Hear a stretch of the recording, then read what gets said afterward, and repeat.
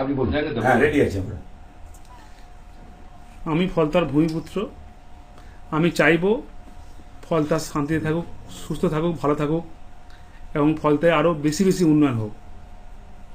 তাই সোনার ফলতা হোক, এটাই আমার স্বপ্ন ছিল। তাই আমাদের সম্মানীয় মুখ্যমন্ত্রী ফলতা উন্নয়নের জন্য স্পেশাল প্যাকেজ দিচ্ছে। সেই জন্য আমি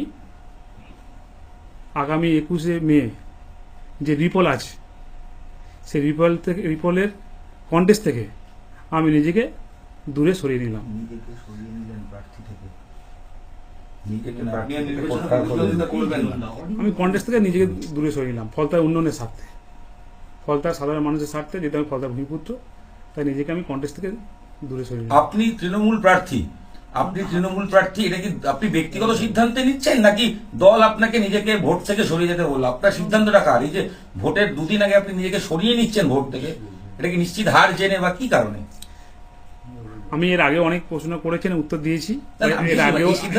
এর আগেও আমরা অনেক প্রশ্ন করে উত্তর দিয়েছি। আজকে আমি যেটা আমার বলার ছিল সেটাই বললাম। আমি এই কন্টেস্ট থেকে নিজেকে দূরে সরিয়ে নিলাম ফলতার মানুষের স্বার্থে, ফলতার উন্নয়নের স্বার্থে, ফলতার শান্তি রক্ষার স্বার্থে। আমার একটাই প্রশ্ন, সেটা হচ্ছে 29 তারিখ ভোটে যে ঘটনাগুলো ঘটলো, টেপ লাগানো বিরোধী প্রার্থীর ক্ষেত্রে, কোথাও আতর লাগানো, এটা আপনি কেন করতে বললেন বা কেন করালেন যদি জিজ্ঞেস করি আপনাকে? 29 তারিখ এই রিপোল হলো তো একমাত্র ভোট অবাধ হয়নি বলেই, কমিশন তো একাধিক প্রমাণ পেয়েছিল।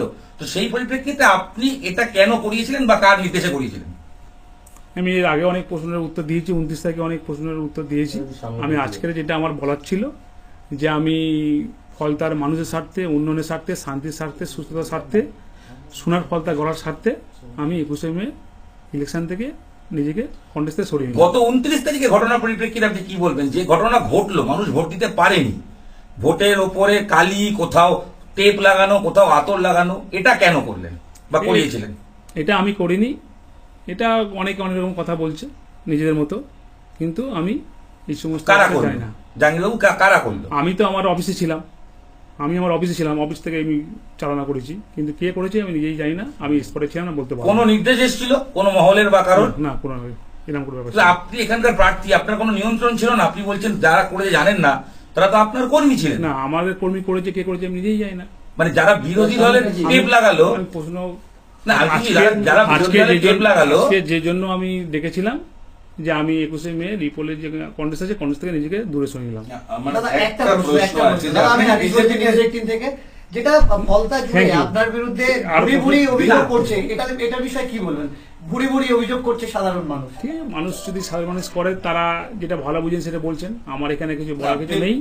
আমার ব্যক্তিগত মত, আমি ফলতার মানুষের সঙ্গে কোনোদিন খারাপ ব্যবহার করিনি, এবং প্রত্যেকটা মানুষ যে বলছে আমার সামনে, যারা বলছে তারা হয়তো আমার নিজেই চেনে না, আমাকে হয়তো জানে না। যারা বলছে তারা যদি আমার সামনে আসে এবং আমার সামনে চোখে কথা বলে, তারা বুঝতে পারবে যে তাদের যেটা বলছে সেটা ভুল।